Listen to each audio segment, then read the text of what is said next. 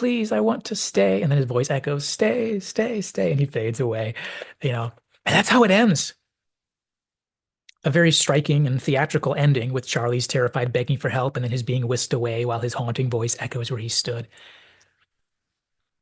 In some ways, this story definitely reminds me a little bit of the episode that's going to follow it, where No Man Has Gone Before, which was actually the first episode that they ever made after The Cage. They just decided to air it as the third one. But it kind of reminds me of that. It's about the bad things that happen when a person is kind of made into a god. In that episode, it's more about the power corrupts kind of concept, since in that case, it's an adult who, once he has the power, his values kind of change the more he tastes the meaning of his new powers. In this case, it's more of a tragic story of how the emotional turbulence of adolescence and situational distress and social confusion, how that would play out if the struggling adolescent had the power that every adolescent wishes he had. The power struggle between Kirk and Charlie isn't all that different from how a father or a teacher might be interacting with an actual teenager. The difference is that the real life teenager isn't going to be able to get the upper hand and keep it with all this power.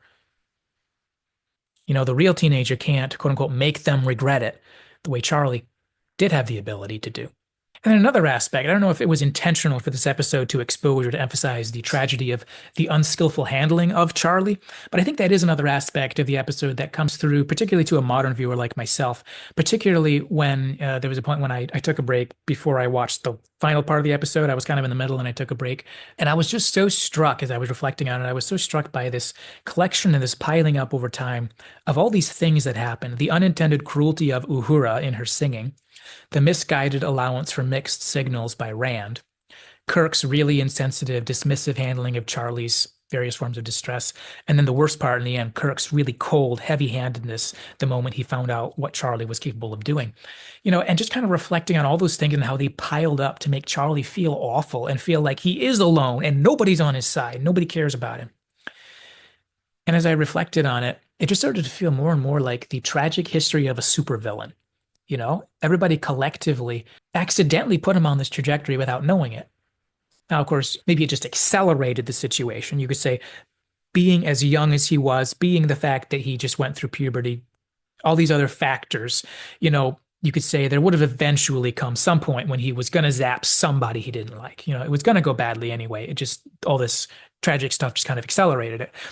But the great tragedy, I think, in this episode is that even though Charlie was the socially awkward person who didn't have any first person experiences with love or compassion or human touch or conversation or social etiquette, it was actually everyone else's lack of social intelligence that marked the progress, the progression of the episode toward its tragic end. Charlie certainly failed to understand everybody else, but everybody else failed to understand Charlie. Everybody else failed to treat him in a minimally respectful way, not because they were malicious, but just because they didn't have a clue what he was experiencing. I mean, it was written all over his face, and presumably they saw the thing on his face, but they just didn't know what to do with it. And then in the end, Charlie goes back to the Thasians, back to the place where he just has to feel lonely among others because nobody's like him. And he's relegated to spending the rest of his life among the unfeeling, untouchable, unrelatable, cold gods of Thasus, who keep him alive and take care of his needs, but they aren't human. And he's terrified of that. He's terrified of being alone among others forever. And I guess maybe that ending is supposed to remind us, by antithesis, of the beauty of humanity, the goodness of the life that we are allowed to live, the gift of not being with the Thasians forever, the gift of not having Charlie's supernatural powers, which we have all wished for when we were young, angry adolescents, yelling at somebody or throwing a tantrum or whatever, especially, as kids when you're throwing a real tantrum. And even though the original series of Star Trek, as a child of its time, it has a relative dearth of characters with real compassion or empathy, like we'll see in later Star Trek, I think it is clear, or at least I see it in the final sequence, that there's something that they are showing us. There's something that Charlie sees in humanity that the Thasians lack, in which he sees more in Rand than in anyone else. And he refers to it as feeling and love. And I think what he was noticing was natural compassion and empathy. and a disposition that tends to understand or at least try to understand other people. The opposite of the cold, booming Thasians who are generally actually invisible and you can't even touch them. And I think we actually get to see this visually in that last bit there, because when Charlie turned toward Rand and he kind of redirected his begging toward her as he walked past her, and without even meaning to, she instinctively began to step toward him until McCoy pulled her back to stop her from doing so. And I think that was because those are her impulses. And I think that's one of the vivid parts of the humanity that Charlie's so terrified to lose forever if he goes back to the Thasians. Because at this point, I think it has relatively little to do with his crush. Of course, he probably still has some feelings for her, but the thing is, she already gave him that solid rejection. She slapped him, he blasted her away. So now I don't think it's so much that. Right now, I think what he is looking at when he sees her, what he's meaning when he redirects his begging toward her and kind of toward everybody in light of what he's seeing when he looks at her, I think it's her compassion and her humanity. And I think in general, humanness was what Charlie had found there on the Enterprise that he was so terrified of losing. Being around people who can smile, who can laugh, who can put an arm on your shoulder or tell a joke with you, share a meal, make you feel included, appreciated, most of all, make you feel liked. Ethereal spirit beings with power and with a great sense of justice and cold goodness are a poor substitute for human community and togetherness and understanding and company. And as we think about how this episode can be thought of as giving us kind of a pleasant reminder of all the things that we've got that Charlie doesn't, we've also got, most of us at least, we've got some amount of the kind of training content that Charlie needed and he never got. We get to go through our lives without having everyone looking at us funny, singing cruel songs about us without meaning to, like Uhura. Like Charlie said, everything I do is always wrong. And that's how he felt. That's what he was experiencing. And he never got to live past that because he left. Any chance he had was done. And those of us who have been among humans our whole life, usually we have at least some semblance of some kind of social life. Now, some of us struggle, like Charlie did, and may have to wrestle with one or more of the 5 different kinds of social awkwardness that I mentioned in my introduction.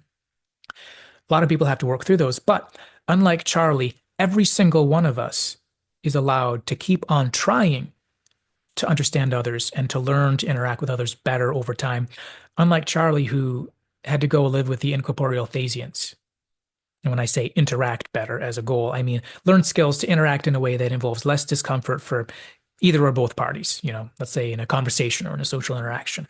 At the beginning of the episode, that's the goal that Charlie was at the beginning of his journey of learning to master those things. In his interactions with others, his social awkwardness would result in discomfort for either himself or the other person, or for both of them. And that was what caused his sense of being a failure all the time. He wanted so badly to be liked and approved of, but even his most well-intended actions were seen as wrong or inappropriate, caused discomfort to others and or to himself. But the thing is, Charlie's journey of growth was permanently stopped suddenly because he had to go live with the Thasians. He had no opportunity to, let's say, go get an appointment with a counselor. Go attend a social skills group. Go start reading a book on the subject. Or even, for that matter, just keep blindly trying and failing, but maybe doing a little bit better each time, possibly. He couldn't do any of that. He lost it all. And none of us have completely lost all chance to keep learning and growing in those ways. But maybe the biggest thing that we can be reminded of by how different we are from Charlie, maybe it's just the simple fact that each one of us is small. Each one of us is limited and finite and weak. Each one of us has a limited amount of power, and in many cases, but not all cases, that power is commensurate with our stage of development, and it's appropriate for our appropriate role in the world. We may fantasize about being able to skip some difficult task or being able to make somebody suffer for being mean to us, or we might fantasize about becoming invisible when you're embarrassed, stuff like that. But at the end of the day, we don't really want to be like Charlie. Not if we really realize what that means. If we really think about it, we'd much rather be human than be Charlie for one day in a week. Now, as the logic of the following episode is going to allude to, where no man has gone before, sometimes people do have too much power in the real world. That's a different issue that can make life difficult as well. As the saying goes, power corrupts. I think Kirk or somebody actually says that quote in that episode. But for the rest of us, whether we've got this little bit of power that we're kind of bumbling around trying to do our best with, like Kirk and Spock do, or whether we have maybe a little more that we have to manage as best we can, like the Thasians, or whether maybe we just have a very tiny amount of power, like Rand and like that laughing man in the gym. However much power we have, maybe this tragic story here can remind us to be grateful for however much or however little you have, and to be thinking carefully about how to handle what you have. Kirk bumbled with his use of power. Rand found herself really frustrated with how impossible it was, how difficult it was to manage this drawing power that she had with Charlie. That man in the gym, man, he had no clue what kind of power he had, and he totally blew it. But the list goes on because we all have some power, whether we want it or not, every one of us. And all we can do is try to have the kind of maturity and wisdom that would be commensurate with that power. And once you see how really treacherous and how absolutely perilous every kind of power can be, then you can not only be grateful and proud of your greatness, but also be grateful and proud for your ungreatness, for your smallness, from those spaces where you are free to just be you and not worry about what's going to happen or not happen because of it. In other words, the freedom to just recognize and embrace how small you are and be glad that you aren't a god, that you are one of us.